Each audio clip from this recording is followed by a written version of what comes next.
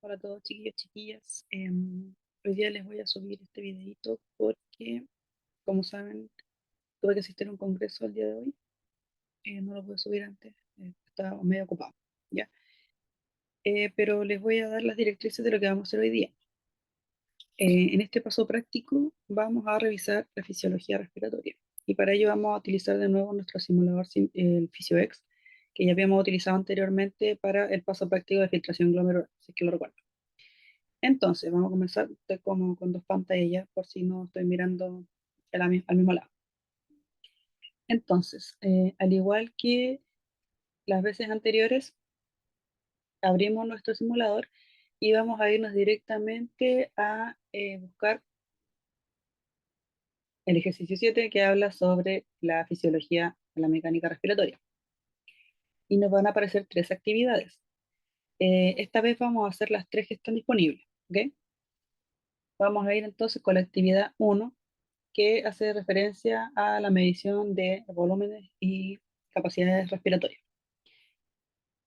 Recuerde que todo esto, para los que no se manejan tanto con el inglés, toda esta información está dispuesta y traducida al español en la guía que está disponible en el aula. Entonces, el objetivo de esta actividad es comprender el uso de términos como ventilación, inspiración, expiración, diafragma, intercostales internos y externos, los músculos de la pared abdominal, el volumen de reserva respiratorio, la capacidad vital forzada, el volumen corriente, volumen de reserva inspiratoria, volumen residual y el BEF1, ¿cierto? Que ya habíamos conversado un poquito. También entender el rol de los músculos esqueléticos en el mecanismo, en la mecánica de la respiración, entender el volumen y los cambios de volumen y presión en la caja torácica durante la ventilación de los pulmones y entender el efecto del radio de la vía aérea y con ello de la resistencia al flujo de aire. Entonces, vamos para la parte de la materia. Dice, las dos fases de la ventilación o de la respiración son la inspiración, durante la cual ingresa aire a los pulmones, y la expiración, durante la cual es expirado o expelido el aire de los pulmones. La inspiración ocurre por la contracción de los músculos intercostales externos y del diafragma. Y el diafragma normalmente tiene una forma de campana o domo, ¿cierto? Un músculo que tiene forma de campana, que se achata o se aplana y se mueve inferiormente, mientras que los intercostales externos, que están situados entre medio de las costillas, van a levantar la caja torácica. ¿Ya? Aquí les mostramos la figurita. Si se dan cuenta, esta está como en expiración. Acá tenemos el diafragma levantado en posición superior, ¿cierto? Relajado. Y la parrilla costal está también más bien cerrada.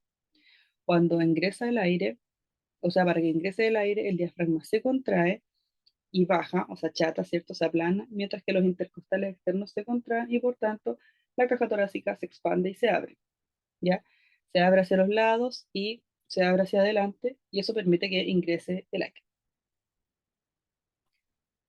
Entonces, estas acciones cooperativas aumentan el volumen torácico y entonces el aire puede ingresar a los pulmones porque aumenta el volumen torácico y este aumento del volumen torácico crea como una especie de vacío que permite que el aire ingrese. Durante la expiración en reposo, los músculos inspiratorios, los que acabamos de mencionar, se relajan, causando que el diafragma suba, ¿cierto? Se eleve y que la caja torácica se mueva hacia abajo. Por lo tanto, el tórax vuelve a su forma normal porque por las propiedades elásticas de los pulmones y de la pared torácica. Por ejemplo, al igual que ocurre como cuando se desinfla un globo, la presión en los pulmones aumenta, forzando que el aire salga de los pulmones a través de la vía aérea. Em, Aunque la expiración es normalmente un proceso pasivo, también están involucrados los músculos de la pared abdominal y los intercostales internos, que pueden contraerse durante la expiración para forzar que el aire, que una cantidad adicional de aire salga de los pulmones. Y esto puede ocurrir normalmente, por ejemplo, cuando uno hace ejercicio, cuando uno infla un globo, cuando uno tose o cuando estornuda. Normalmente, dice, en una respiración normal o en reposo, se mueven 500 ml de aire, que corresponde al volumen corriente, y este va a moverse hacia adentro y hacia afuera de los pulmones con cada respiración. Pero esta cantidad puede variar de acuerdo a la talla de la persona, el tamaño de la persona, el sexo, la edad, la condición física y las necesidades respiratorias inmediatas. Por lo tanto, en esta actividad vamos a medir los siguientes volúmenes respiratorios, ¿ya? Con valores aproximados ya para hombre y mujer. Todo esto recuerda que está en su guía. Tenemos el volumen corriente, que es la cantidad de aire que se inspira y se expira en cada respiración en condiciones de reposo, que son como 500 ml. Tenemos el volumen inspiratorio de reserva, que es la cantidad de aire que se puede inspirar forzadamente después de un volumen corriente, una inspiración de volumen corriente normal. Tenemos el volumen de reserva expiratorio, que es la cantidad de aire que se puede expirar forzadamente luego de la expiración del volumen corriente normal en reposo. Tenemos el volumen residual, que es el aire que, la cantidad de aire que queda o que permanece en los pulmones después de haber completado una expiración completa y forzada. Y además de estos volúmenes tenemos las capacidades respiratorias, que son calculadas desde estos volúmenes, ¿ya? Tenemos, por ejemplo, la capacidad pulmonar total, que es la máxima cantidad de aire que puede contener el pulmón después de un esfuerzo inspiratorio máximo. Si tuviéramos que calcularlo, tendría que ser el volumen corriente, el volumen inspiratorio de reserva, el expiratorio de reserva y la, el volumen residual. Perdón. Y tenemos también la capacidad vital, que es la máxima cantidad de aire que puede ser inspirada y luego expirada con un esfuerzo máximo. ¿Ya? Y para calcularlo, entonces aquí tenemos la fórmula que puede revisar, por supuesto, en su guía. También vamos a revisar funciones pulmonares, como por ejemplo la capacidad vital forzada, que es la cantidad de aire que se puede expirar cuando un sujeto toma la inspiración más profunda posible y luego la expira forzadamente lo más rápido y completamente posible que se pueda. Y por último tenemos el volumen expiratorio forzado, o el BEF1, ¿cierto? Que mide la cantidad de la capacidad vital que es expirada durante el primer segundo de la prueba de la capacidad vital forzada, ¿ya? Y generalmente lo consideramos como porcentaje y va siendo entre el 75 y 85% de la capacidad vital. Entonces, recuerde que todo esto tiene un orden, hay unas pequeñas preguntitas de pre-lab, luego viene el experimento, post-lab y luego las preguntas de desarrollo corto que ya habíamos realizado. Entonces, primeras preguntas.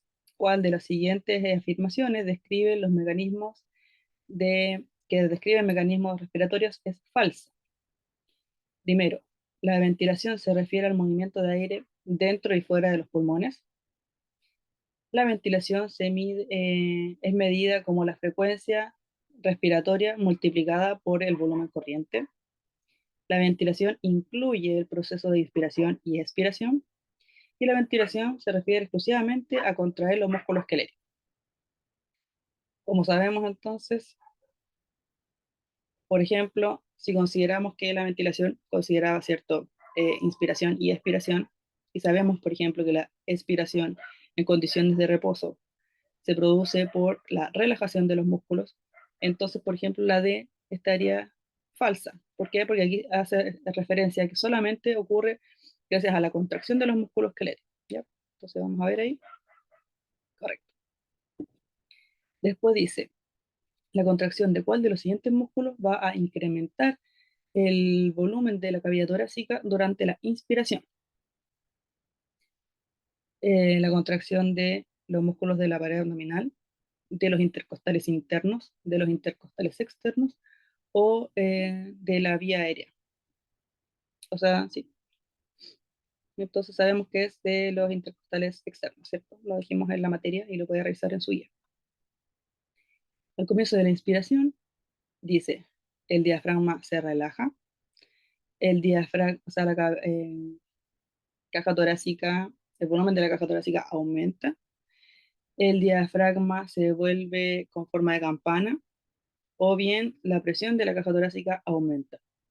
Y como habíamos dicho, para que entre el aire, entonces tiene que expandirse la caja torácica para que ocurra el vacío y crece el aire. Por lo tanto, la correcta sería la letra B.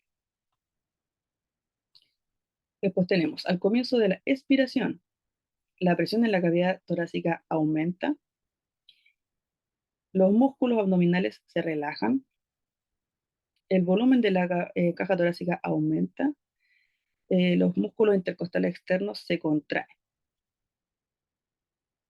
Lo correcto aquí sería, ¿cierto? La presión en la cavidad torácica aumenta y por ello, por la diferencia de presión, el aire tendería a salir, ¿cierto? Desde donde hay una mayor presión a una menor presión. Y por último, dice, el volumen corriente se refiere a la máxima cantidad de aire que puede inspirarse forzadamente, a la cantidad de aire inspirada y luego expirada en cada una de las respiraciones en condiciones de reposo, la máxima cantidad de aire que puede ser expirada de forma forzada, o bien a los cambios que ocurren 2 veces al día en la respiración y que están influenciadas por la gravitación de la luna. Entonces, como sabemos, ¿cierto? El volumen corriente es lo que inspiro, expiro en cada una de las respiraciones en condiciones de reposo, ¿verdad? Listo. Aquí ya terminamos nuestra primera parte. Recuerde siempre apretar ahí donde dice Submit para que queden registradas sus respuestas. Ya, importante. Entonces, ahí. A ver, déjenme borrar esto un poquitito. Va a salir un poco ya. Ya. Entonces, acá tenemos ya para comenzar el experimento. Y tenemos que ir siguiendo, por cierto, siempre los pasitos que nos va diciendo el programa. Entonces dice, note que aquí el radio de la vía aérea está seteado en 5, ¿cierto? Haga clic en Start para iniciar el patrón de la respiración normal y establecer una línea base, ¿cierto? De los volúmenes respiratorios. Y vaya observando cómo ocurre, cómo se desarrolla el espirograma en el osciloscopio para que vaya usted viendo cómo y cómo se va simulando aquí la respiración o la ventilación de los pulmones con el volumen corriente en condiciones de contracción y relajación normal. Entonces le vamos a poner Start. Aquí ve que en esta parte se está simulando la caja torácica, cómo va bajando y subiendo el diafragma, ¿cierto? Cómo se van inflando y desinflando los pulmones. Y acá, en este como osciloscopio, vamos viendo entonces el patrón respiratorio en condiciones normales, ¿verdad? En este caso sería el volumen corriente. Le ponemos Record Data para guardar los datos de la tabla. Después dice, ponga aquí en limpiar los trazos para volver a realizar el experimento. Ahora, va a completar, dice, las mediciones de los volúmenes respiratorios determinando las capacidades respiratorias. Entonces, dice, haga clic en Start para iniciar la respiración normal. Luego de los 10 segundos, fíjese que acá va de 0, 10 segundos, 20 segundos, 30 segundos, entonces usted va a ir apretando cuando vaya llegando a la rayita, ¿ya? Luego de 10 segundos va a apretar RB, que está aquí abajito, va a aparecer ahí para cliquear. Luego espere otros 10 segundos y haga clic en FBC para completar la medición, ¿ya? Listo. Vamos a ponerle Start. Ahí me pasé. RB y le va a poner ahí el FBC.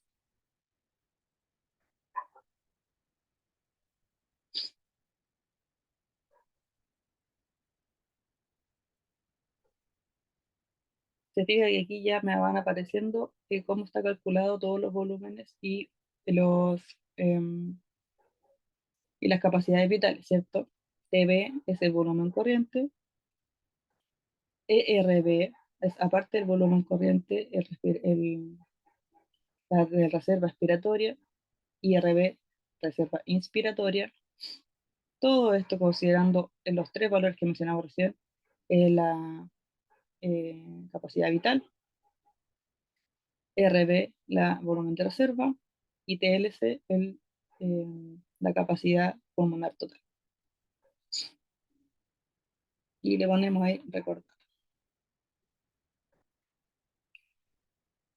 Entonces dice, ¿cuáles músculos se contraen durante una expiración de reposo? Expiración de reposo, ojito.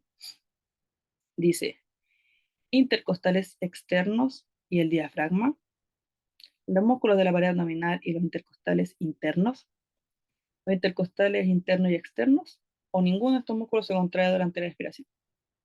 Aquí, pillería, recuerde que estamos en expiración de reposo, por lo tanto, y como ya se lo había mencionado, recuerde usted que este es un proceso que ocurre en relajación, o sea, perdón, en un proceso pasivo, por lo tanto, no habría contracción de los músculos, ¿ya? Entonces deberíamos poner acá que ninguno de estos músculos se contrae durante la respiración de reposo, o sea, expiración de reposo, ¿ya? Y recuerde ponerle ahí siempre submit question. Entonces dice, la ventilación de un minuto es la cantidad de aire que fluye hacia adentro y fuera de los pulmones en un minuto, por supuesto. ¿Cómo se calcula? Tenemos que multiplicar la capacidad, o sea, el volumen corriente por las respiraciones por minuto. Entonces, eh, a partir de estos segundos datos que acabamos de registrar acá en la tablita, vamos a utilizar esos valores para hacer el cálculo. ¿Ya? Hágalo usted ahí con su celular, yo voy a ocupar el mío o con su calculadora. Vamos a multiplicar entonces el volumen corriente que dice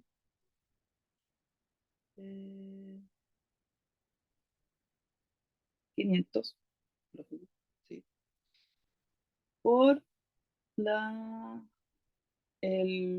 la respiración por minuto, que es ese que sale breath rate, la última columna de acá a la derecha, ¿ya? 15. Y nos da 7500. Entonces vamos a poner ahí 7500 y le ponemos submit. Ya.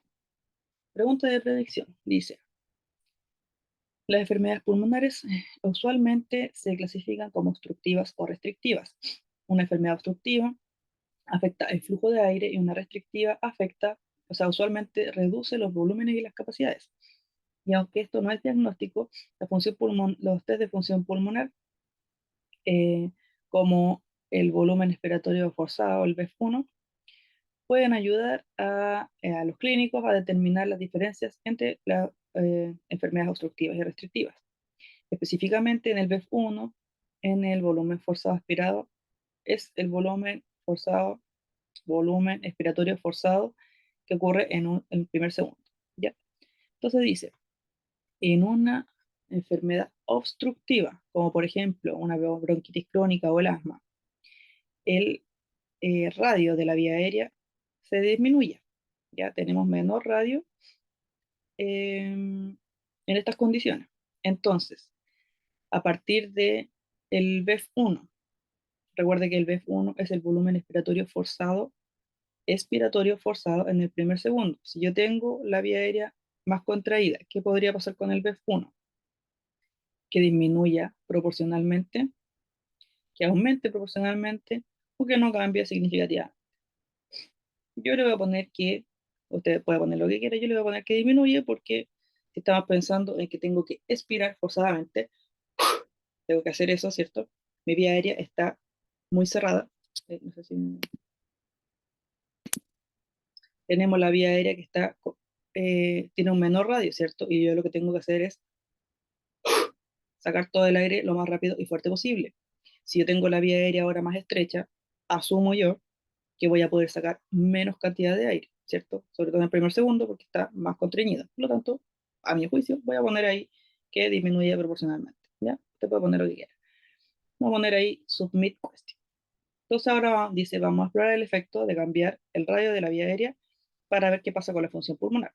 Y dice, disminuye el radio de la vía aérea a 4,5.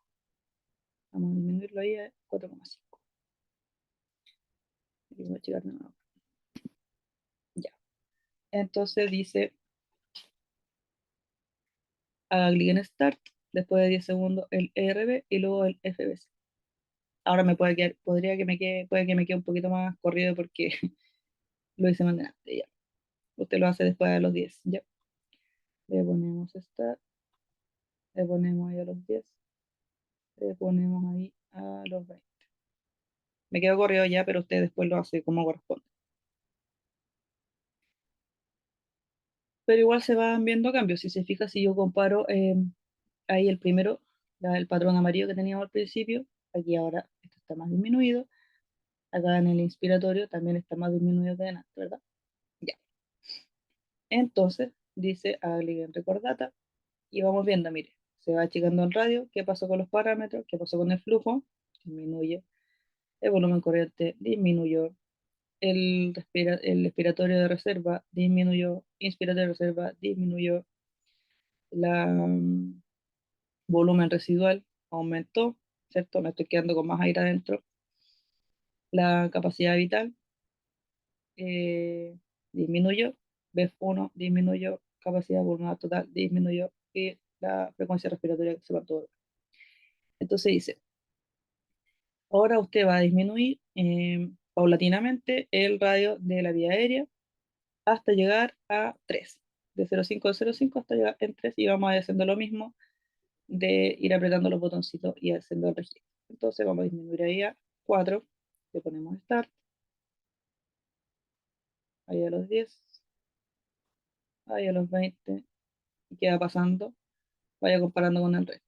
Cada vez es más pequeñito el trazado.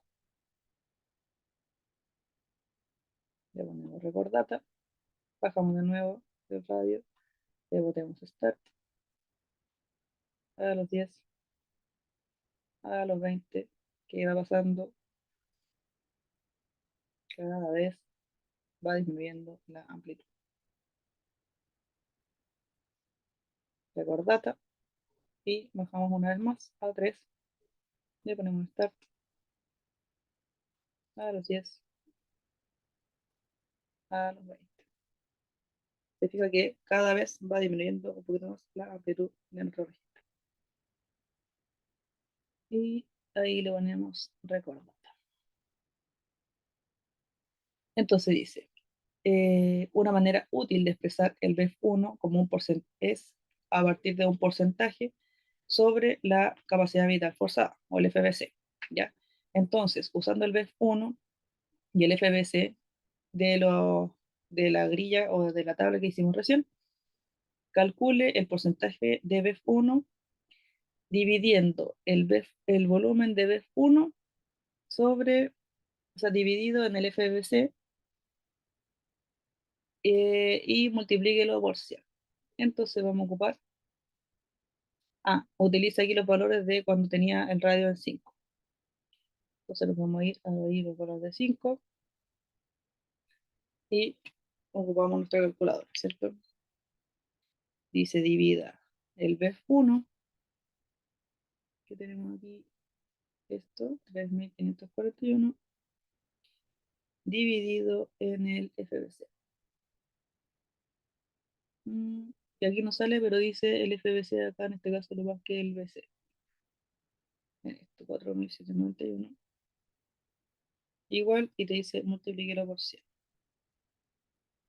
Y aquí me dio 73,9. Entonces le voy a poner ahí 73,9. Le ponemos submit.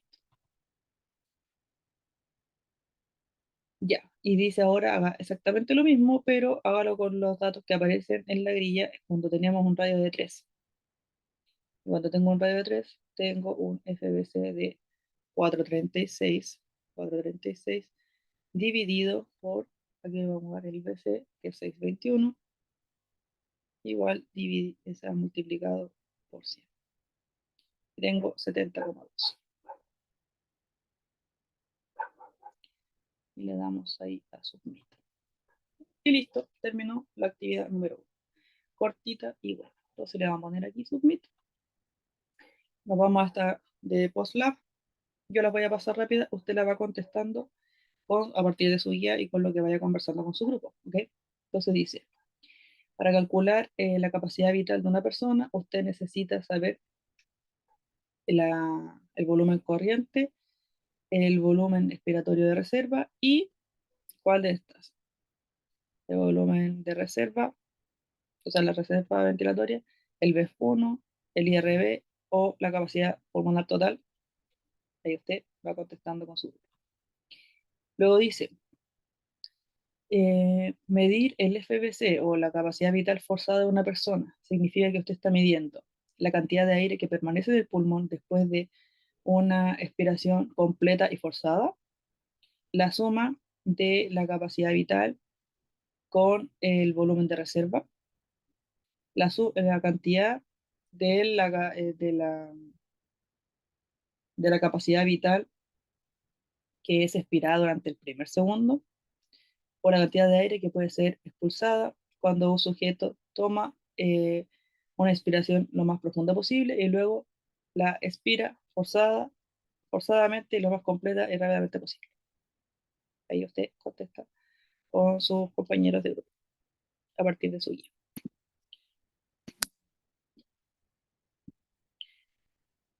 Después, dice, cuando usted mide el BEF1 de una persona, significa que usted está midiendo la suma de la capacidad vital con el volumen de reserva, la cantidad de la capacidad vital que es expirada durante el primer segundo de una capacidad vital forzada, o la prueba de capacidad vital forzada, la cantidad de aire que queda en el pulmón después de una expiración completa y forzada, o la cantidad de aire que puede ser expulsada cuando un sujeto toma una inhalación lo más profunda posible y luego la expira completamente, lo más rápido y fuerte posible.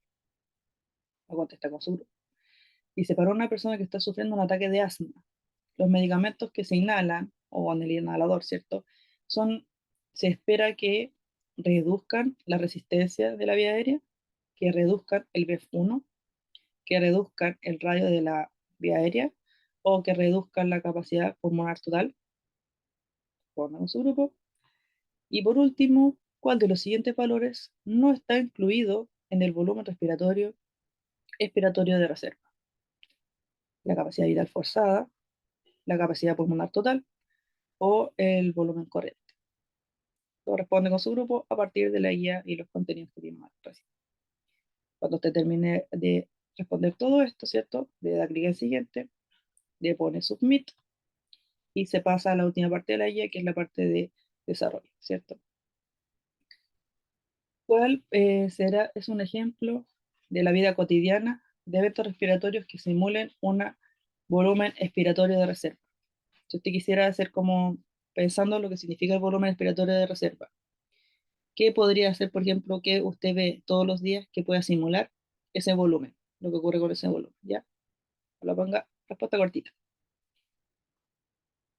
¿Qué músculo esquelético adicional se utiliza en la actividad del volumen expiratorio de reserva? ¿Mm? Recuerda entonces músculos que me sirven para expirar adicionalmente. Después, eh, ¿cuál fue el porcentaje del BEF1 con el radio cuando teníamos 5 milímetros? Recuerde que si usted no se acuerda de esos datos, acá el programa le permite ver toda su tablita. Incluso le permite ver cuando empezamos a sacar los esquemitas y todo. Entonces aquí si usted no se acuerda, va a la tablita, que pasaba cuando tenía 5, cómo me dio el BEF. Recuerde que se lo pide en porcentaje y recuerde cómo sacamos el porcentaje. Qué cosa dividido en qué cosa multiplicado por 100 me daba. ¿Ya? Recuérdelo también. Después, ¿qué pasó con el BEF1 en porcentaje cuando el, el radio de la vía aérea disminuyó? Lo calculamos de hecho ahí. ¿Y cómo se compara con su predicción? Y recuerde que aquí el programa le recuerda cuál había sido su predicción para ver si estaba en lo correcto o no estaba en lo correcto. Y por último, explique por qué los resultados del experimento sugieren que este es un problema respiratorio más bien obstructivo antes que restrictivo. Porque piensa usted entonces que podría sugerir más una obstrucción que una restricción ventilatoria, ¿ya? Y usted lo saca con, con la información que le dio la guía y, o si, bueno, si gusta puede buscarlo también en internet, buscar información extra. y listo. Cuando usted termine todo esto, hace clic en la última flechita, le pone Submit y ya tiene aquí el registro de todo su reporte de la actividad 1, igual como lo habíamos hecho al principio en la actividad de filtración glomerular. ¿Ya? Y usted le pone ahí guardar PDF, le pone los nombres de los integrantes. Recuerde que si no le caben todos los nombres, puede poner solo uno. Y cuando le hago, por ejemplo, yo le voy a poner ahí P, le pongo OK. Y cuando me tire a guardar el archivo como PDF, usted le puede poner, renombrar el archivo a PDF para que yo sepa quiénes son los integrantes de su grupo. ¿Se entiende? Eso. ¿Ve? Aquí yo en vez de ponerle fisio, no sé cuánto, le voy a poner, no sé, a mí, la Panchito, etcétera, etcétera, y ahí todos los nombres del grupo le pone actividad 1. ¿Se entiende? Listo. Esa es la actividad 1. Nos vamos entonces a la actividad 2. Objetivo, lo puede revisar el suyo para hacerlo más corto. Ya. Introducción. Dice, en esta actividad, usted va a explorar los cambios de los volúmenes respiratorios normales y sus capacidades cuando se desarrolla una fisiopatología o bien cuando está pasando por ejercicio intenso, aeróbico intenso. Y aquí como que usted el simulador le va a entregar como un paciente simulado, ¿ya? Como voluntarios simulados que van a estar haciendo la espirometría. Recuerde que el espirómetro es un dispositivo que permite medir los volúmenes de aire inspirado y expirado por el pulmón en un periodo específico de tiempo. Dice, muchas de las capacidades pulmonares y los rangos o del flujo pueden ser calculados desde este tipo de datos para establecer la función pulmonar. Y con este conocimiento sobre la mecánica respiratoria, usted va a poder predecir, documentar y explicar los cambios de los volúmenes y capacidades en cada estado. ¿Ya? Vamos a ver aquí la tablita. Aquí la tablita le entrega los mismos datos que vimos en la actividad anterior y que también están disponibles en su guía. Esta otra cosita muestra un videito. Este es un espirómetro de los tipos de balón, ¿ya?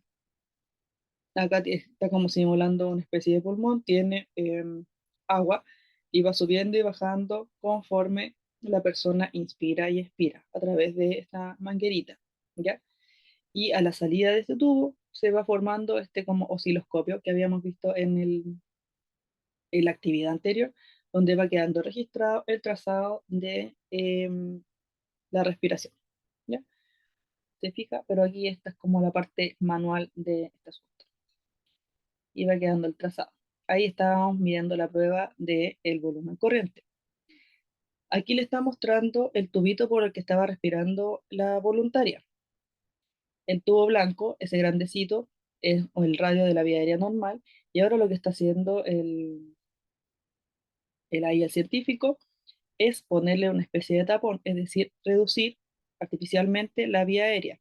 Entonces le puso un taponcito que tiene un agujero mucho menor, un radio mucho menor que había antes. Y lo que queremos simular es como esta especie de obstrucción, ¿cierto? En la vía aérea. Entonces, con eso le va a pedir a la paciente o a la voluntaria que comience a respirar normalmente primero, pero ya con esta vía aérea mucho más reducida. ¿Y qué pasa con su registro? En este momento estamos ahí con el volumen corriente. Ahí le pide que tome una inspiración lo más grande posible y luego bote, bote, bote, bote, bote, fuerte, fuerte, fuerte, fuerte, fuerte, todo. ¿Ya? Y ahí todo muy cansado. ¿Se dan cuenta las variaciones que van existiendo? Esto es lo que ocurre manualmente en una espirometría.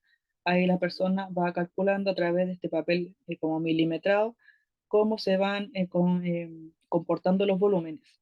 ¿Ya?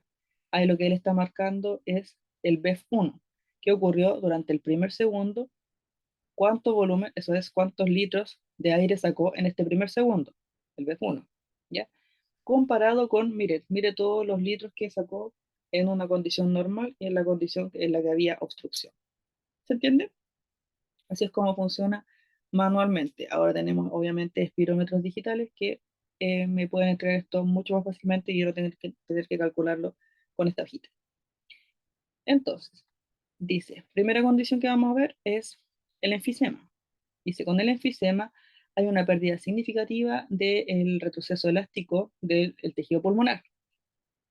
Esta pérdida del retroceso elástico ocurre como una enfermedad que destruye las paredes de los alveolos.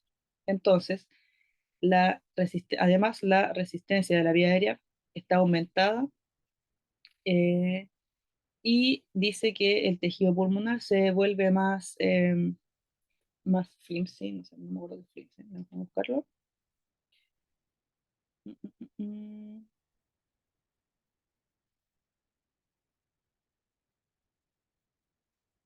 Endeble, ya.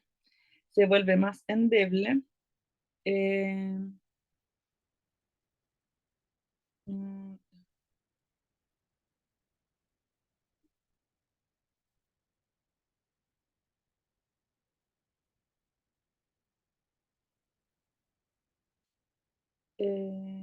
ya. Y ofrece como, ejerce menos anclaje a la vía aérea que lo rodea, ¿ya? Por lo tanto, el pulmón se vuelve más complaciente y se expande fácilmente.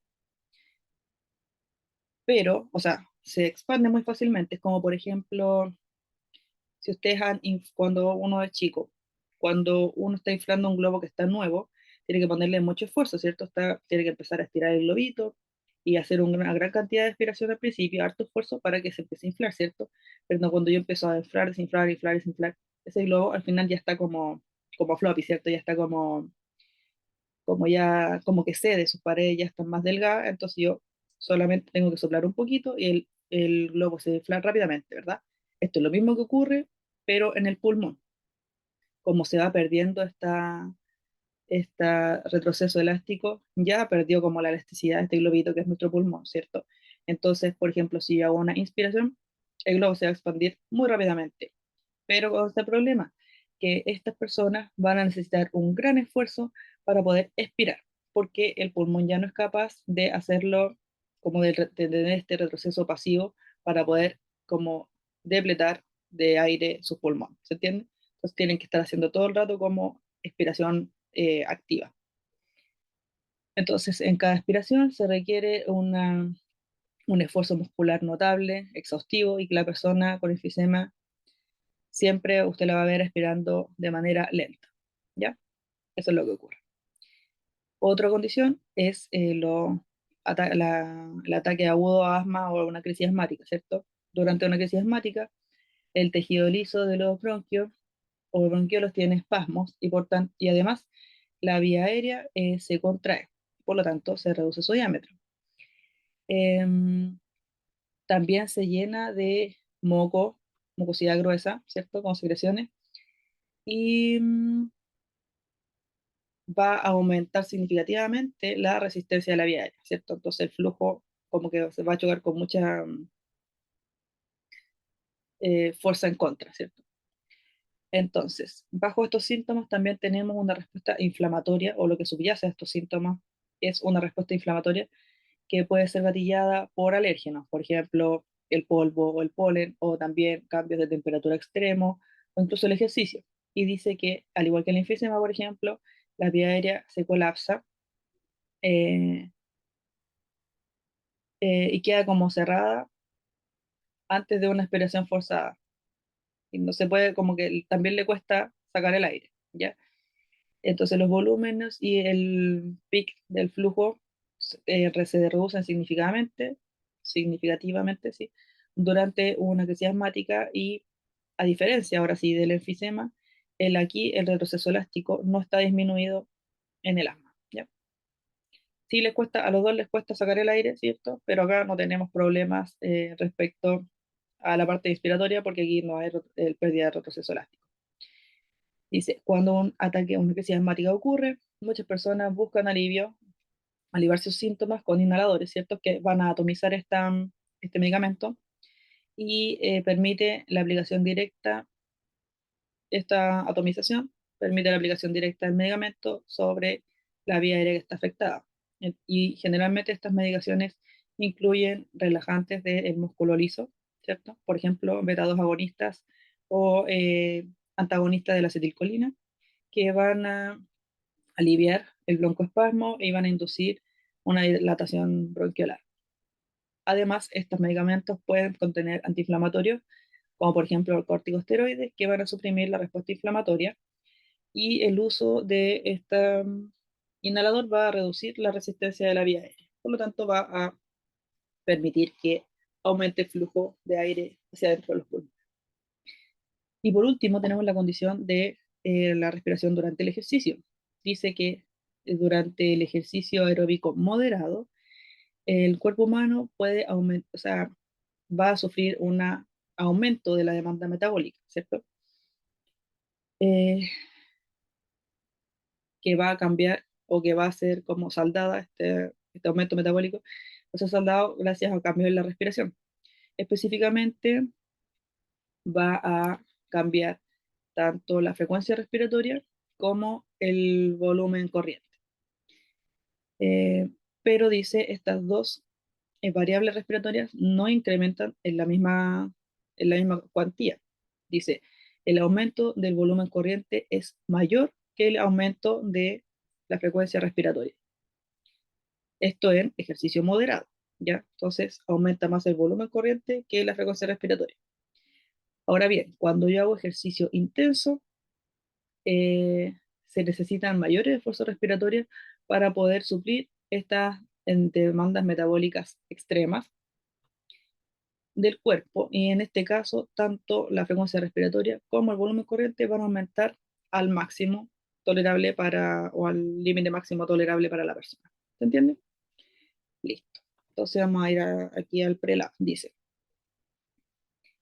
en volumen corriente en condiciones de reposo normal, se espera que esté cerca de los, aquí ya habíamos visto en la actividad anterior, 500 ml.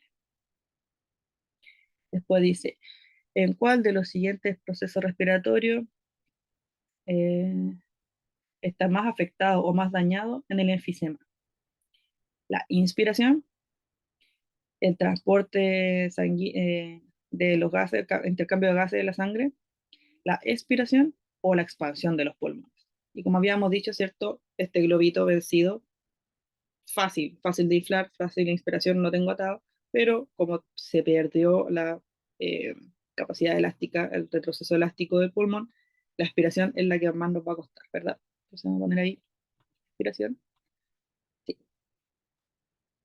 Después dice, durante un ataque de asma, el músculo liso de los bronquios se relaja, la inspiración y la expiración están dañadas, la resistencia de la vía aérea disminuye o el retroceso elástico del pulmón está dañado.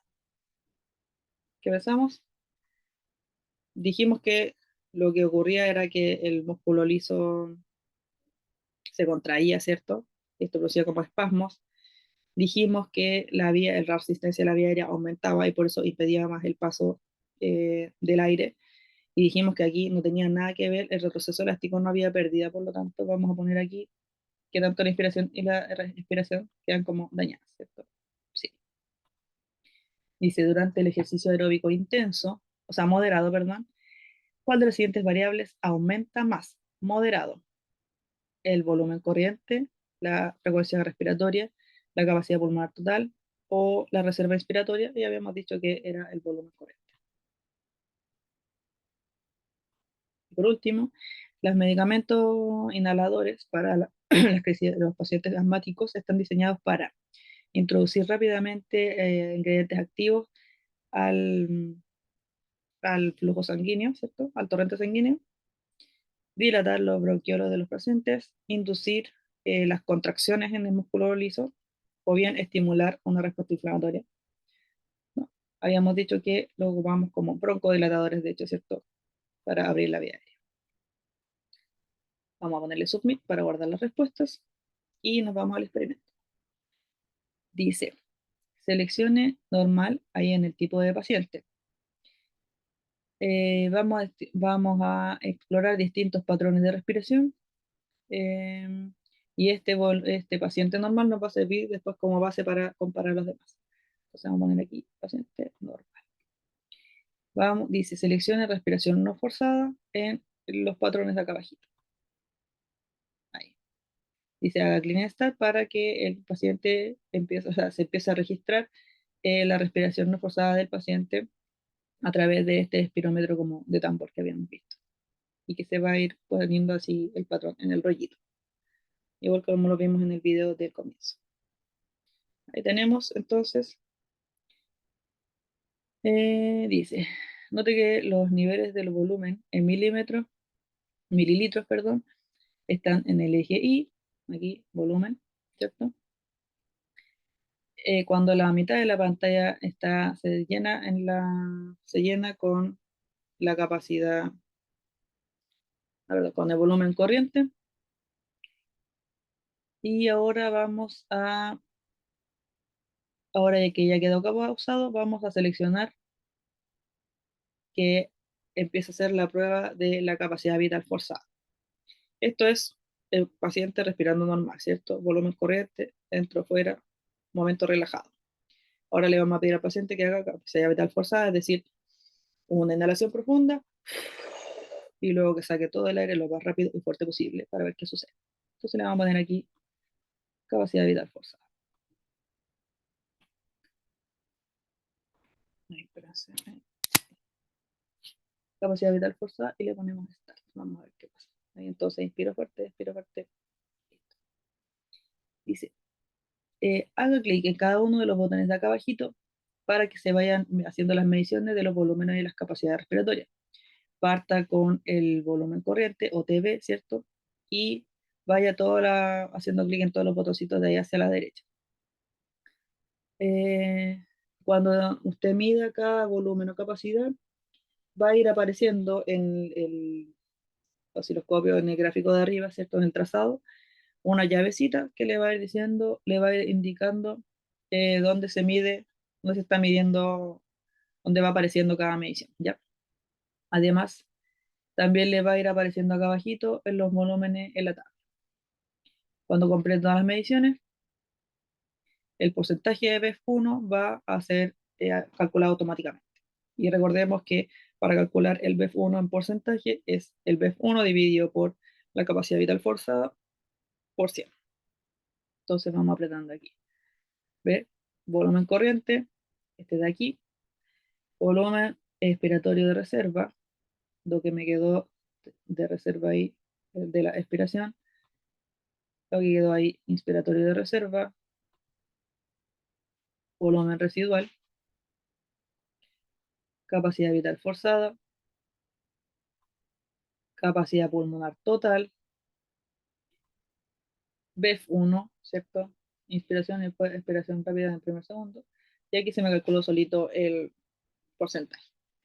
Entonces dice, pregunta, cuando hay una enfermedad obstructiva en el pulmón, ¿qué pasa con el BEF1? ¿Qué pasaba? Recuerde que tenemos una enfermedad obstructiva, por ejemplo, imaginemos en el asma, que es una enfermedad obstructiva. Tenemos la vía aérea contraída, menor diámetro. Nos está costando sacar el aire, ¿cierto? Ingresar y sacar el aire. Si me está costando sacar el aire, ¿qué pasa con el volumen expiratorio forzado? ¿Va a aumentar o disminuir? Probablemente disminuir, ¿cierto? Vamos a ver. Bien, y le vamos a poner submit question para que lo deje guardado. Entonces dice, ya, estas son preguntas de predicción. Recuerda que aquí se la voy a considerar buena independiente de la respuesta que tenga, ¿ya? Todo está bien, no tenemos por qué saber. Dice, cuando hay enfisema, hay una pérdida significativa del retroceso elástico del pulmón y debe haber un esfuerzo muscular notable y exhaustivo para poder llevar a cabo la expiración, ¿cierto? La inspiración, de hecho, se vuelve más fácil porque el pulmón ahora está totalmente como complaciente, como que va a ceder, ¿cierto? Más fácilmente. Dice entonces, ¿qué valores de estos valores pulmonares que estamos haciendo van a cambiar respecto al paciente normal en el espirograma cuando hay un paciente con enfisema? que si es que lo comparo con un paciente normal, ¿cuál de estos, de todas estas pruebas que hemos visto, creen ustedes que van a cambiar ante un enfisema? ¿Ya? Ahí yo elija usted, ahora mismo aquí yo le voy a poner, ya no sé, volumen corriente, sí, yo creo que sí. Todas las cosas con expiración, me tinca que sí. Me voy a poner ahí el B, parece también. Capacidad pulmonar total, no sé, ya pongámosle que sí. Capacidad vital forzada, sí. Volumen de reserva también. Inspiración, ya. Vamos a ponerlo ahí casi todo, lo voy a dejar ese ahí fuera. Puede poner lo que quiera, ¿ya? Vamos a ir a inventar. Le ponemos submit y vamos a seleccionar entonces ahora el paciente con enfisema. Y le vamos a poner que va, respire normalmente. Vamos a apretar Start. Ya, ahí vamos teniendo entonces el volumen corriente del paciente con enfisema. Le vamos a pedir ahora que empiece a hacer su prueba de capacidad vital forzada. Y le ponemos Start. Que va corriendo con el patrón ahí el paciente con enfisema. Entonces vamos a ir apretando todos los botoncitos para saber qué ocurre con los volúmenes. Mire, volumen corriente se mantuvo igual. Expiratorio de reserva disminuye. Inspiratorio de reserva disminuye. Reserva, volumen de reserva aumentó. Me estoy quedando con más aire adentro. Capacidad vital forzada disminuyó. Capacidad pulmonar total se mantuvo. El BEF1 disminuyó y el porcentaje de BEF1 también. ¿Ya? Entonces las únicas que quedaron igualitas fueron el volumen corriente y la capacidad pulmonar total. ¿Sí?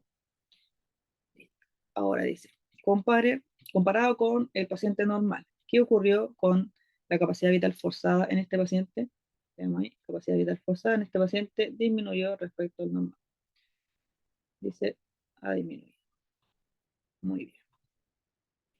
Comparado con el paciente normal, ¿qué pasó con el BEF1? Dijimos BEF1 aquí, disminuyó respecto al normal.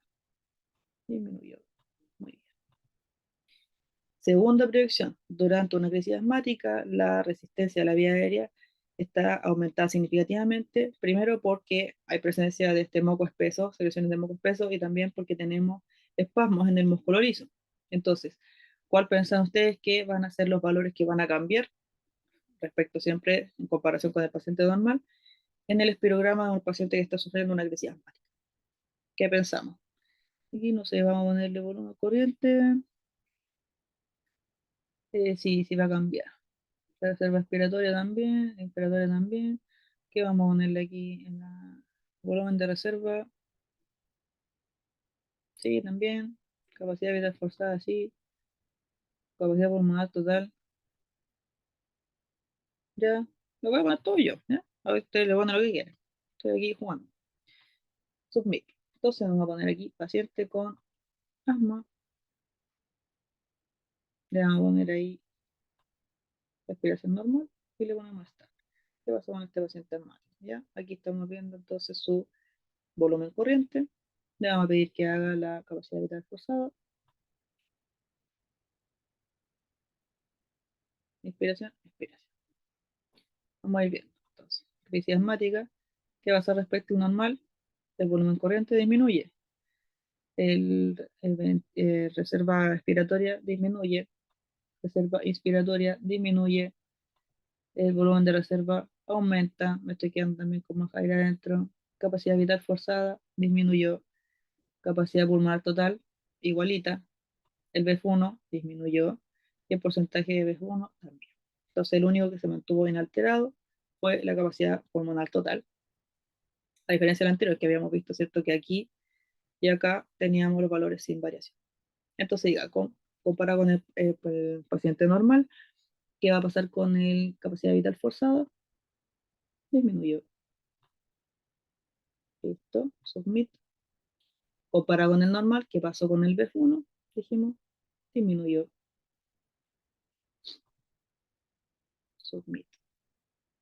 Y hay otra predicción más, dice, cuando hay una crisis asmática, muchas personas se alivian eh, este aumento de la resistencia a la vía aérea usando inhalador, que dijimos que era un dispositivo que atomiza el medicamento que induce la broncodilatación, ¿cierto? Y que incluso puede tener antiinflamatorio. Ya. Entonces, ¿qué valores van a cambiar en este tipo, en esta condición? Aquí vamos a apretar lo que usted piense, yo aquí estoy metiendo al azar, le ponemos submit y le vamos a poner entonces acá, crisis asmática, pero más inhalador. Y le ponemos ahí respiración no forzada, ahí el paciente está aplicando la atomización del medicamento, vemos cómo vuelve su patrón eh, de volumen corriente, le pedimos que haga la capacidad vital forzada,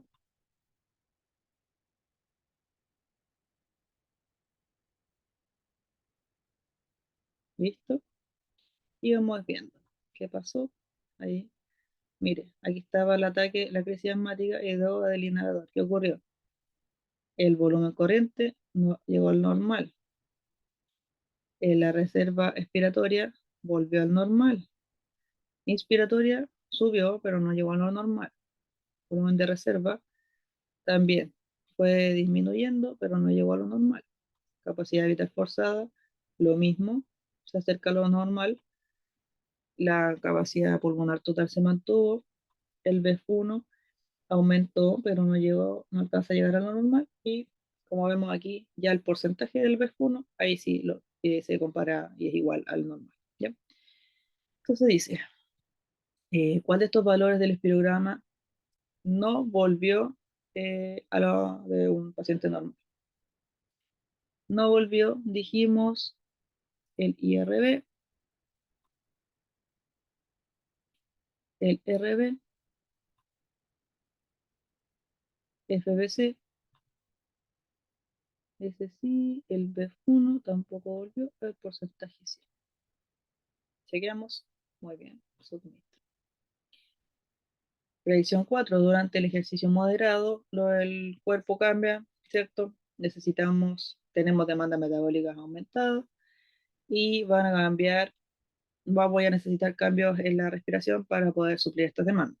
Entonces, ¿cuál de estos valores pulmonares va a cambiar más durante el ejercicio moderado? ¿El IRB o el ERB? Piensen ustedes. Y vamos a poner cualquiera. Vamos a hacer experimento.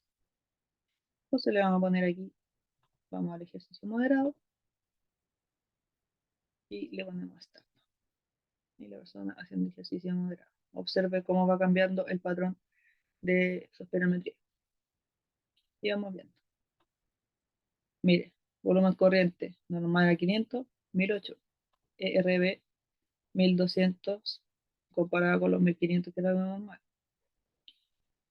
2000 de IRB y antes eran 3000.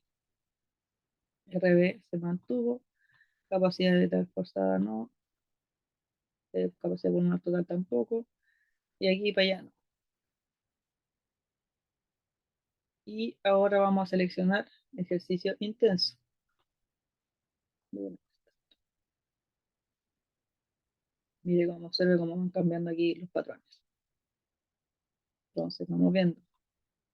Mire cómo va aumentando acá la capacidad, o sea, el volumen corriente, cómo disminuye aquí ya el volumen expiratorio de reserva, inspiratorio de reserva, volumen residual. Y aquí ya esto se mantiene igual y esto no lo estamos probando. Ya. Entonces dice, en ambos tipos de ejercicio, el volumen corriente y la frecuencia respiratoria han aumentado comparado con los volúmenes normales. ¿Cuál aumentó más durante el ejercicio moderado? ¿El volumen corriente o la frecuencia respiratoria? Ejercicio moderado, fíjese, volumen corriente 1008 respecto de 500 y o sea, ¿qué me está preguntando? A la frecuencia respiratoria. La frecuencia respiratoria la saco de acá. Es como 1, 2, 3, 4, 5, 6. Pero por lo que ya sabíamos de la materia, ¿cierto?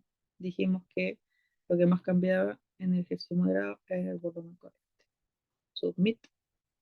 Y listo, terminamos. Entonces le damos clic a Submit. Vamos a las preguntas finales. ¿Cuál de los siguientes valores respiratorios representa una disminución del flujo durante una enfermedad obstructiva? ¿Cuál disminuye? ¿Cuál disminuye más en una enfermedad obstructiva? FBC, IRB, BEF1 o el volumen corriente. Elija usted con sus compañeros. Calcule el RB de una persona con los siguientes valores respiratorios. Y aquí le dan valores de TLC, FBC, RB, etc. Y usted, con la de que vimos en la materia, que sería la formulita, calcula y responde. Lo mismo acá, calcula el FBC, pero con estos otros, a partir de estos otros volúmenes respiratorios, dice, ¿cuál es el volumen más grande para el paciente normal? IRB, ERB, RB o TB. Recuerda que siempre puede ir mirando aquí sus resultados, todo va a salir aquí registrado por si no se acuerda. Y tenemos, ¿qué pasa con el volumen de reserva en el paciente con enfisema y con la crisis asmática? Está disminuida en ambos pacientes, está aumentada para el enfisema y disminuida para el paciente asmático, se mantiene sin cambios en ambos pacientes o bien aumenta en ambos pacientes. Y usted va a elegir. Submit, cuando termine de contestar todas, y aquí ya nos vamos a las de desarrollo cortito. ¿Cuál valor del valor pulmonar cambió respecto al paciente normal en el espirograma cuando tengo un paciente con enfisema? ¿Cuáles fueron los valores que cambiaron entonces? Vea aquí en la tablita suya. Después dice, ¿por qué estos valores cambiaron? Me da la explicación fisiológica, debe ser por esto, todo otro, porque esto está más comprometido, esta parte del pulmón está más comprometida, por lo tanto, ahí usted me da la explicación. Y cómo se comparan con su predicción, y tiene su predicción, entonces usted me dice, ¿estamos en lo correcto? No, parcialmente. Así. ¿Cuál de estos dos parámetros cambió más en el paciente con enfisema? ¿El FBC o el FEV1? Lo revisa en su tablita. ¿Cuál de estos valores cambió respecto al paciente normal en el espirograma cuando había un paciente que estaba teniendo una crisis asmática? ¿Qué valores habían cambiado? Me los pone todos. ¿Por qué cambiaron estos valores? Va a dar la respuesta más bien fisiológica. ¿Cómo se compara con su predicción? ¿Estaba bien o no estaba bien? Eh, ¿En qué se parece una crisis asmática al enfisema? Y luego dice, ¿en qué se diferencian? Salía ahí en la materia. Describe el efecto del medicamento inhalador en el paciente asmático. Describa qué pasó. ¿Qué pasó cuando había inhalador en ese mismo paciente? ¿Qué ocurrió? Después dice, todos los valores del espirograma volvieron a lo normal. Vimos que no, ¿cierto? Después dice, ¿por qué piensa que algunos de estos valores no volvieron a lo normal? Me da la explicación que usted cree. Después, ¿cómo se compara la predicción con lo que usted, o sea, con lo que usted había predicho? ¿Cuánto del incremento del BEF1 piensa que se requiere para que se considere significativamente mejorada con la medicación? Es decir, tengo un paciente con una crisis asmática, ¿cierto? Le tomo la prueba sin el medicamento, ¿cierto? Que veíamos así cambios en varios parámetros, y luego de atomizarse el medicamento con el inhalador, mejoraron bastante algunos de los parámetros, ¿cierto? Entonces, aquí la pregunta es, ¿cuánta mejora tiene que existir en estos parámetros para que yo considere que esta prueba fue valiosa, como que funcionó? Como ya. En realidad sí hubo una reversión, sí fue reversible el síntoma después de ocupar el medicamento. Eso está en internet, lo puede buscar. Le va a servir buscarlo como, atención, prueba broncodilatadora. Después dice, en el ejercicio aeróbico moderado, eh, ¿qué cambia más respecto a lo normal? ¿El ERB o el IRB? lo vimos ahí, usted lo puede ver en su tablita y después dice cómo se compara con su predicción. Y por último, compare la frecuencia respiratoria durante el, la respiración normal, durante el ejercicio moderado y durante el ejercicio intenso. Y ahí usted lo puede ir contando a partir del trazado de su espirometría. Y listo, cuando usted termine, le pone submit y luego guarda el PDF como ya lo hemos hecho. Le pone los nombres de su integrante, actividad 2, listo. Y por último, vamos a hacer la actividad 3, es el efecto de surfactante y la presión intrapleural. Entonces, introducción dice, en cualquier barrera líquido-gas, las moléculas del líquido están más atraídas más fuertemente que entre ellas que eh, a lo que lo están con las moléculas de gas que están en la otra superficie, ¿cierto? Esta atracción desigual produce una tensión en el líquido, en la superficie del líquido que se llama tensión superficial. Eh, Como la tensión superficial se resiste a cualquier fuerza que tienda a aumentar la superficie, el área de superficie entre la superficie, o sea, perdón, en la barrera líquido-gas, esta actúa disminuyendo el tamaño de estos espacios vacíos que quedaron, como por ejemplo en el alveolo o en los espacios microscópicos que quedan en los pulmones, ¿ya? Eh, Esta como película, eh, espérame, no quiero equivocarme en esta traducción. De,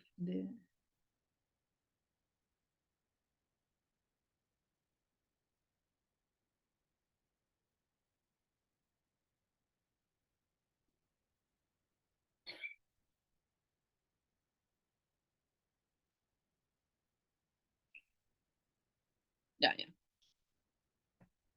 Entonces, si esta película que recubre los espacios de aire en el pulmón fuera solamente agua, sería muy difícil, cuando no imposible, que los pulmones se inflaran, se insuflaran. Pero sabemos que esta película acuosa que está recubriendo los alvéolos en realidad contiene un surfactante, que es como una mezcla de lípidos y proteínas que se parece a una especie de detergente que, que puede disminuir la tensión superficial y reduciendo la atracción entre las moléculas de agua de unas con otras. Entonces ahora vamos a ver la importancia del surfactante en esta actividad, ¿ya? Entre la respiración, la presión en la cavidad pleural o la presión intrapleural es menor que la presión en el alveolo. Estas dos fuerzas causan una presión negativa, ¿ya? Entonces, la tendencia del pulmón a retraerse por las propiedades elásticas y la tensión superficial del fluido alveolar. eh, y además está la tendencia de la pared torácica de contraerse para retraerse y expandirse eh, dentro y fuera, ¿cierto? Estas dos fuerzas eh, alejan los pulmones de la caja torácica y crean una especie de vacío parcial en la cavidad pleural, ¿ya? Entonces tenemos los pulmones, ¿cierto? Y tenemos estas membranas pleurales que lo recubren, que son dos. Tenemos una visceral que está justo dentro del pulmón, o sea, en contacto con el pulmón, y una un poquito más afuera, que es la cavidad parietal, que está más en contacto con eh, la cavidad torácica. Y entre ellas hay un espacio virtual que en realidad no existe, que es como, están muy pegaditas, ¿cierto? Pero entre ellas, este espacio virtual tiene una presión negativa, ¿ya? Y eso, junto con las presiones de dentro del pulmón, hace una presión negativa que permite al pulmón poder crear este vacío para poder respirar, ¿ya? Entonces, como la presión del espacio intrapleural es más baja que la presión atmosférica, cualquier apertura que se cree entre las membranas va a igualar la presión intrapleural con la presión atmosférica y va a permitir que el aire ingrese a la cavidad pleural. Esta condición se denomina neumotórax, ¿ya? Entonces, si usted va por la plaza y lo asalta, le pegan, por ejemplo, una puñalada, y este cuchillo queda entre su cavidad, en su cavidad intrapleural, por ejemplo, ya no va a estar este espacio cerradito con este vacío entre medio, ¿cierto? Y como se van a igualar las presiones a ambos lados. Por lo tanto, como aquí hay una presión negativa y afuera está la presión atmosférica, se va a igualar con la presión desde afuera, ¿ya? Neumotórax. Además, un neumotórax puede llevar a que un pulmón colapse. Esta condición se denomina atelectasia. Entonces, en esta actividad vamos a eh, simular el espacio intrapleural con una jarrita de vidrio que va a contener, así como que va a ser como una especie de caja torácica que va a contener los pulmones. Vamos viendo entonces prelado. Dice, ¿cuál de las siguientes frases sobre la tensión superficial es falsa? Las moléculas de un líquido están atraídas más fuertemente entre sí que lo están con las moléculas de gas. Eso lo leímos textual. La tensión superficial resiste cualquier fuerza que tienda a incrementar el área de superficie entre la barrera líquido-gas. Lo leímos también. La tensión superficial actúa aumentando el tamaño de los alveolos en los pulmones y la tensión superficial ocurre en cualquier barrera líquido-gas. Entonces sería este aquí la. Muy bien. Dice, ¿cuál de las siguientes oraciones sobre el surfactante es falso? El surfactante es una mezcla de lípidos y péptidos parecidos a un detergente que disminuye la tensión superficial, ¿sí? El surfactante es parte de una película acuosa que recubre la superficie alveolar, sí. El surfactante reduce la cantidad de trabajo requerido para poder inflar este pulmón, sí. El surfactante trabaja aumentando la atracción entre las moléculas de agua entre ellas. Y no, eso es como todo lo contrario de lo que hace. Después dice, justo antes de que comience la inspiración, la presión dentro de la cavidad pleural eh, se conoce como presión interpleural, es menor que la presión dentro del alveolo, está influenciada por la tendencia de la pared torácica a colapsar o es responsable de causar el colapso pulmonar. Como dijimos, era una presión que era menor a la del alveolo. Después dice, la condición de neumotórax se refiere a la presión que hay en el espacio intrapleural cuando se vuelve más baja que la presión atmosférica, la remoción de aire desde la cavidad intrapleural, cualquier apertura que iguale la presión intrapleural con la presión atmosférica, o se refiere a una infección bacteriana. Dijimos que era cuando se iguala, hay una pérdida de la continuidad de las membranas y por lo tanto se iguala con la presión atmosférica. Por último, un neumotórax puede llevar a una expansión excesiva del pulmón, una telectasia, puede llevar a que la presión intrapleural sea más negativa de lo normal, o puede llevar a severas como amonestaciones de parte del lórax. Ahí van los entendidos en el cine. Entonces sabemos que lo que lleva es a las atelectasias. Bien, vamos al experimento. Ahí ponemos submit. Este es el experimento entonces. Dice, haga clic en Start para iniciar la respiración, el patrón de respiración normal y observe el trazado que se va a desarrollar acá en el osciloscopio. ¿Cierto? Estamos en la jarrita, esta sería como nuestra cavidad torácica, esto estaría representando nuestro diafragma y estarían los pulmones, ¿cierto? Pulmón derecho, pulmón izquierdo y el trazado en el osciloscopio sobre como respiración normal y en reposo, esto sería el volumen corriente. Le ponemos record data y nos queda ahí en nuestra tablita. Dice, haga clic en surfactante aquí, dos veces para dispersar dos alícuotas, o sea, como dos gotitas de lípidos y péptidos sintéticos al interior de eh, como la capita que recubre los pulmones. Entonces ahí, uno, dos. Y le vamos a poner clic a Start para iniciar la respiración. Fíjese acá en el trazado, le pusimos dos gotitas de surfactante y ahora ¿qué ocurrió con el volumen? Comenzó a aumentar respecto al que teníamos anteriormente. Entonces ahí le ponemos record data y vamos comparando qué ocurrió. El radio aéreo de la vía aérea está normal, o sea, igual, la frecuencia respiratoria también. Le pusimos 2 alícuotas de surfactante, la presión sigue siendo negativa, ¿cierto? En ambos lados, pero aquí el flujo con 2 alícuotas aumentó, el del pulmón derecho, el del pulmón izquierdo, perdón, al revés, y el flujo total aumentó. Entonces dice, ¿qué efecto tendrá agregar más surfactante en estos pulmones? El flujo aéreo va a disminuir, el flujo aéreo va a aumentar aún más, o el flujo aéreo va a permanecer igual. Yo creo que va a aumentar porque si ya aumentó con 2 gotitas, ¿por qué no aumentar un poquito más? Vamos a poner ahí submit. Dice agregue en surfactante 2 veces más para ponerle 2 gotitas más. Y le ponemos start. Y mire qué pasa. Efectivamente, estos volúmenes o el flujo aéreo aumentó un poco más de lo que ya había aumentado con las primeras 2 alícuotas. Entonces le vamos a poner acá record data. Si se fijan aquí ya le puse un poquito más. Las presiones se mantienen iguales, pero el flujo efectivamente en ambos pulmones aumentó y el flujo total también. Ahora le vamos a poner aquí borrarle el trazado y le vamos a poner flush, ya ¿cierto? Como limpiar, como cuando uno tira la cadena, vamos a poner así como lavar para sacar todo esto que ya habíamos puesto del surfactante.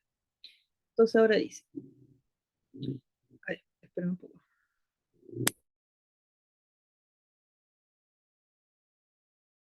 Ya.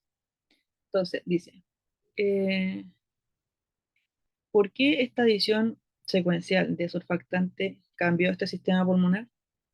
Primero dice, porque la tensión superficial fue disminuyendo secuencialmente, porque la adición de más fluido a los pulmones siempre va a aumentar el flujo, porque la tensión superficial va a aumentar secuencialmente, o porque la adición de más fluido a los pulmones aumenta la presión en los pulmones. Entonces, como sabemos, cada vez que yo echo surfactante, disminuye la tensión superficial. Ahí ponemos submit. Y dice, los niños prematuros frecuentemente tienen dificultades para respirar por la cantidad, porque la cantidad de surfactante en sus pulmones es. Ojo, estamos diciendo que son prematuros y que nos cuesta respirar. Si les cuesta respirar, podríamos suponer entonces que el surfactante está muy alto, muy bajo o es irrelevante. Muy bajo debería ser, ¿cierto? Y efectivamente, antes de las 24 semanas, el surfactante todavía, o 20 semanas, el surfactante todavía no existe y por eso aunque nazca una guagua muy, o sea, como antes de esa fecha, no va a poder vivir porque sus pulmones no se van a poder expandir, no va a poder respirar esa guagua, ¿ok? Y después de eso, hasta si es que no está de término, no va a tener estas herramientas para poder expandir sus pulmones como corresponde. Submit. Entonces dice, haga start para iniciar el trazado normal. Dice, note que hay una presión negativa siempre en aquí, la presión intrapleural en todo momento cuando estamos teniendo esta respiración normal se encuentra negativa, ¿ya? Era lo que habíamos dicho igual al comienzo de la materia. Vamos a poner ahí record data. Dice, haga clic en la válvula que está al lado izquierdo de esta jarra de vidrio para abrirla. Entonces ahí la teníamos todo cerradito, la abrimos. Oh, ¿qué pasa? Dice, haga clic en Start para iniciar la respiración. Fíjese que empezó a pasar. Si se fijan aquí, tenemos un flujo en el pulmón derecho, pero en el lado izquierdo, nada. Mire, presión intrapleural aquí, cero. Y aquí esta sigue negativa. Entonces le vamos a poner recordata. Fíjese acá. Entonces, aquí no hay que ver el surfactante, pero tenemos la presión en el izquierdo, nada, ¿cierto? Ahora que abrimos ahí, la presión en el derecho sigue negativa. Flujo en el izquierdo no hay. En el derecho ahí normal. Y el flujo total obviamente está disminuido porque solamente tengo funcionando el pulmón derecho. Entonces dice, ¿qué pasó con el lado izquierdo cuando se abrió la válvula? La presión interpleural se volvió más negativa? Sabemos que no, porque es cero. La presión interpleural se igualó con la presión atmosférica, ¿ya? El pulmón en el lado derecho en realidad se volvió más grande o el flujo aumentó. Y no, lo que sabemos es que como aquí abrimos, entonces la presión de afuera contactó con la de adentro y ambas se igualan. Le ponemos submit. Segunda predicción dice, ¿qué va a pasar con el pulmón colapsado en el lado izquierdo si es que yo cierro la válvula ahora? Si aquí tengo abierto, ¿cierto? Ya, supongamos que esto está siendo muy charchilla, pero por ejemplo le pongo un parche burita, le pongo un tapón ahí y lo cierro. Ya estando el pulmón así colapsado. ¿Qué va a pasar? El pulmón se va a ir reinflando a la primera respiración, o sea, a la primera respiración, el pulmón se va a volver a inflar o a volver a llenar de aire. Luego de varias respiraciones, el pulmón va a permanecer colapsado o el pulmón va a colapsar aún más. Vamos a adivinar, yo diría que si yo le pongo un tapón y el pulmón ya está colapsado, como no tengo una diferencia de presión junto con lo del alveolo, no va a cambiar nada y va a seguir igual de colapsado. Esa es mi opción. Usted va a poner usted lo que quiera. Yo lo voy a poner ahí, va a seguir colapsado. Entonces vamos a hacerlo. Vamos entonces a hacer clic en la válvula para cerrarla y le ponemos Start. ¿Qué ocurre? Efectivamente, pulmón derecho sigue habiendo aire, ¿cierto? Y en el pulmón izquierdo no pasó absolutamente nada.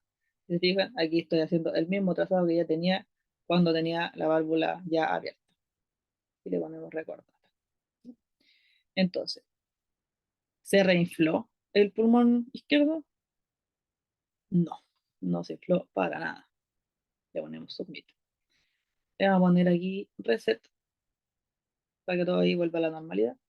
Dice, haga clic en start.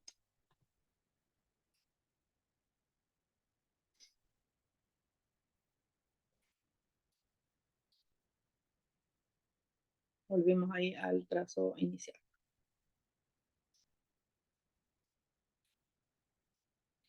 Y le ponemos recordar.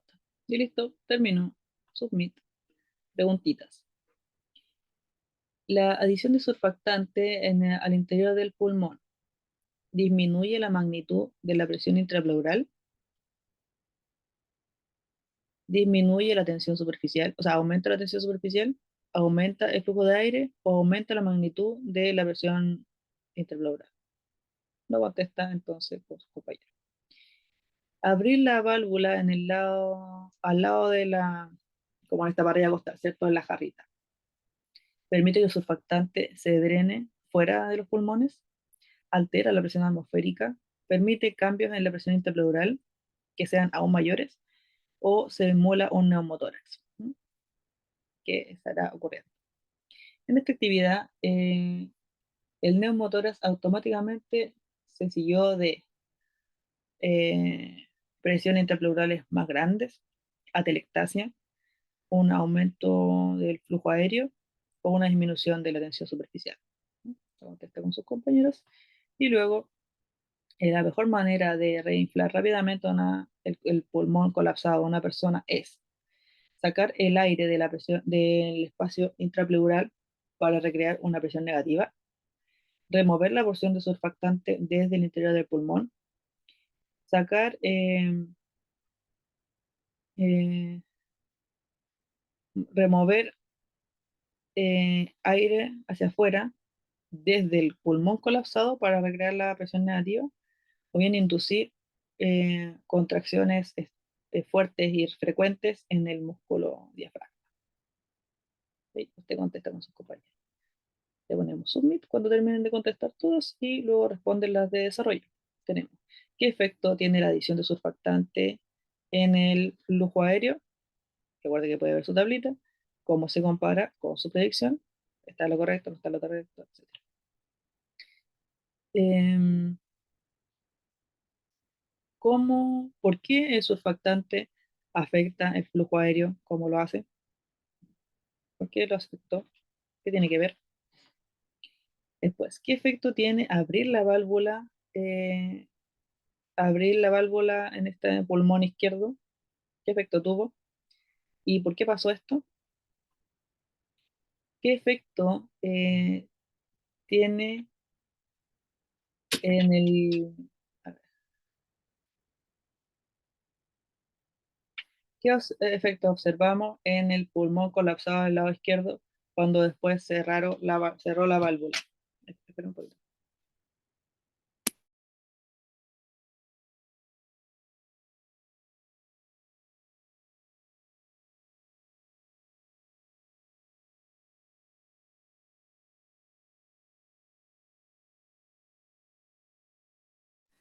Disculpen el perrito. Ya. Em, ya. Entonces, ¿qué efecto tuvo en el pulmón colapsado del lado izquierdo el cerrar la válvula? ¿Se acuerda que ya teníamos el pulmón colapsado aquí y después dijimos, ya, ¿qué pasa si cierro la válvula? ¿Se va a recuperar o no se va a recuperar? Bueno, ¿qué efecto hubo? Lo pone ahí. ¿Y cómo se compara esto con su predicción? El siguiente dice, ¿qué condición médica de emergencia está simulando esta válvula, como esto de abrir la válvula de, de la jarrita? Aquí estamos imitando ahí con esa válvula abierta. En la última parte de la actividad, usted apretó el botón reset eh, para sacar el aire del espacio intrapleural y hacer que el pulmón volviera a su condición de reposo normal, ¿cierto? Eso hicimos cuando pusimos reset. ¿Qué procedimiento de emergencia usaría usted para lograr este resultado si es que fuese este, por ejemplo, el pulmón de una persona real, una persona viva? Entonces, ¿cierto? Teníamos el pulmón colapsado. Si yo solamente tapo ahí, si yo, por ejemplo, le pego una costurita y una cosida ahí a la puñalada que le llegó, ¿se va a inflar? Por supuesto que no, pero aquí dijimos, haga en reset, que sería como sáquele aire a la cavidad pleural para simular esta presión negativa. ¿Y qué ocurrió? Y si aparte le cerramos la válvula y hicimos todo eso, ¿qué pasó? El pulmón volvió a la normalidad y se pudo inflar de nuevo. Entonces, le está diciendo busque y menciona aquí el procedimiento de emergencia o cómo se llama, qué procedimiento es ese en que yo saco este aire de adentro de la cavidad pleural para poder lograr reinflar un pulmón que está colapsado. ¿Ya? Y por último, ¿qué piensa que va a pasar cuando la válvula está abierta si es que los dos pulmones estuvieran en una misma cavidad en vez de cavidades separadas? Porque aquí, ¿cierto? Estaba pasando, lo que pasaba en un pulmón era separado de lo que pasaba en el otro, ¿cierto? ¿Qué pasaría si todo esto ocurriera en la misma cavidad? ¿Qué pasaría con los pulmones? ¿Qué pasaría? ¿Mm? Esas son todas las preguntas. Entonces, usted termina de anotarlas todas con sus compañeros, le pone submit, tiene listo su reporte, lo guarda como PDF, le pone su nombre, o si no, renombra ahí el PDF cuando lo descargue, y listo. ¿Qué vamos a hacer entonces? Ustedes me van a mandar estos tres reportes al buzón. Bueno, lo ocupamos así en un poco más de rato, no sé cuánto rato llevamos ya, pero recuerde que con esto, con el simulador, no es tan largo porque las respuestas son cortitas. No requiere buscar tanta información extra tampoco. Y la última vez que ocupamos el simulador haciendo dos actividades lo alcanzamos a hacer durante el periodo de laboratorio, ¿ya? Así que no debería tardarse mucho. Pero les voy a dejar abierto el buzón, yo creo que hasta este domingo, ¿ya? Para que pueda hacer estas actividades con sus compañeros durante jueves y viernes durante la universidad y no se tenga que juntar online tanto tiempo después, ¿ya? Le voy a dejar el buzón hasta el domingo para que pueda realizar estas actividades. Son estas actividades cortitas y listo, ¿ya? Eso. También mencionarles que a la vuelta de la semana de receso vamos a tener la entrega del avance 2, ¿ya? El avance 2 contiene todas las cosas que hablamos en el avance 1, pero con las mejoras que conversamos en ese momento, tanto de la pregunta de investigación, las hipótesis, los test estadísticos, etcétera. Además, usted le va a crear un título a su trabajo y necesito que traigan los resultados. que traigan los resultados y el análisis estadístico que ustedes realizaron ya con sus datos, que empiezan a sacar los resultados, me traigan los gráficos. Entonces así yo se los puedo revisar eh, y al tiro retroalimentar. Si es que tiene que cambiar algo del título, cómo están poniendo la descripción, cómo van los ejes, las unidades de medida, etcétera. ¿Ya? Y que traiga la interpretación. Recuerde que después de hacer un análisis estadístico, dependiendo del tipo de test que haga, va a obtener un valor de P o un valor de R, por ejemplo, y con ello usted tiene que interpretar si en realidad era significativo los resultados o no, y cómo se condice eso con las hipótesis que usted tiene. ¿Ya?